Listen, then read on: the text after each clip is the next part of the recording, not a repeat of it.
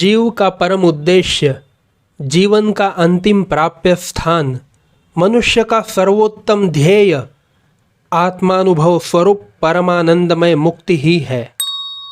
उसको न जानता हुआ भी प्रत्येक जीव उसी की तलाश में है। जब तक उसकी प्राप्ति नहीं होती तभी तक संसार समुद्र में गोते खाने पड़ते हैं। अज्ञानवश जीव अनात्म पदार्थों को आत्मा समझता है। जहाँ आनंद नहीं है वहाँ पर आनंद की कल्पना करता है और यह समझता रहता है कि अमुक वस्तु की प्राप्ति करने से उसे परमानंद की प्राप्ति हो जाएगी। किंतु उस वस्तु के प्राप्त कर लेने पर ही उसे यह मालूम हो जाता है कि ऐसा समझना उसकी भ्रांति थी। क्षण भर बाद ही उसकी फिर वही दशा होती है। किसी दूसरी अप्राप्य वस्तु की ओर उसका मन दौड़ जाता है और वह उसको प्राप्त करने में अग्रसर हो जाता है। प्राप्त हो जाने पर फिर उसे यही मालूम होता है कि उसका विचार ठीक नहीं था।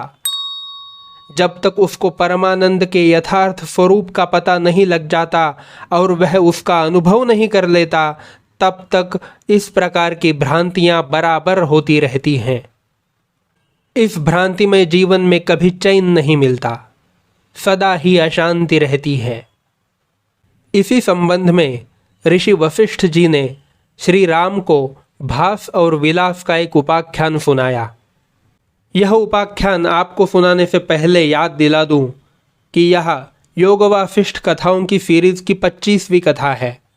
अगर पहली 24 कथाएं आपने नहीं सुनी है तो नीचे डिस्क्रिप्शन बॉक्स में दी गई लिंक पर जाकर उन्हें अवश्य देख लीजिएगा। अगर पसंद आए तो लाइक कीजिएगा, शेयर कीजिएगा और चैनल को सब्सक्राइब भी कर लीजिएगा। आइए अब सुनते हैं भास और विलास का उपाख्यान।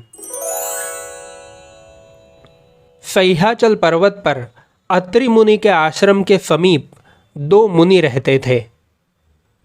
उनके 2 पुत्र भास और विलास नाम के थे। उनमें एक दूसरे के प्रति घनिष्ठ प्रेम था।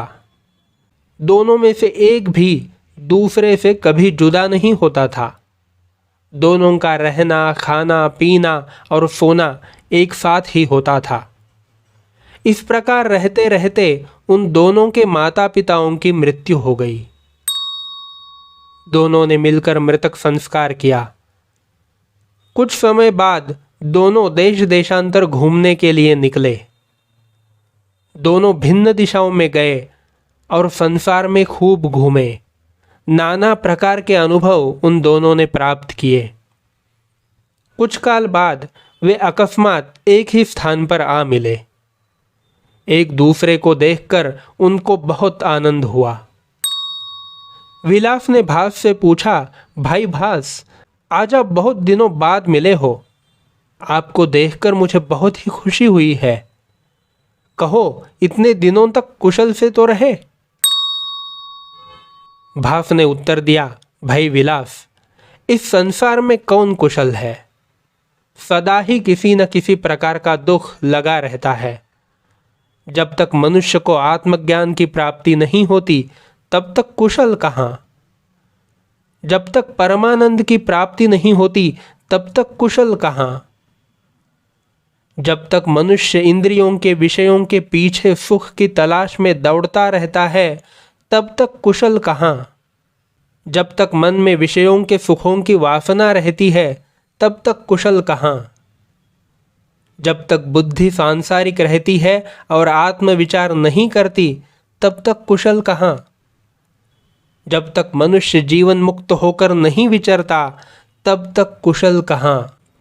जब तक मनुष्य संसार में निष्काम भाव से अपनी स्थिति के अनुसार धर्म का पालन नहीं करता तब तक कुशल कहाँ?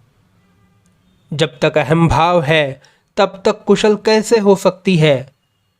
जब तक जीव ब्रह्म को प्राप्त नहीं कर लेता तब तक कुशल कैसी? भास को विलास की ये सारी बातें ठीक जान पड़ी और दोनों भाइयों ने मिलकर आत्मविचार करना आरंभ कर दिया।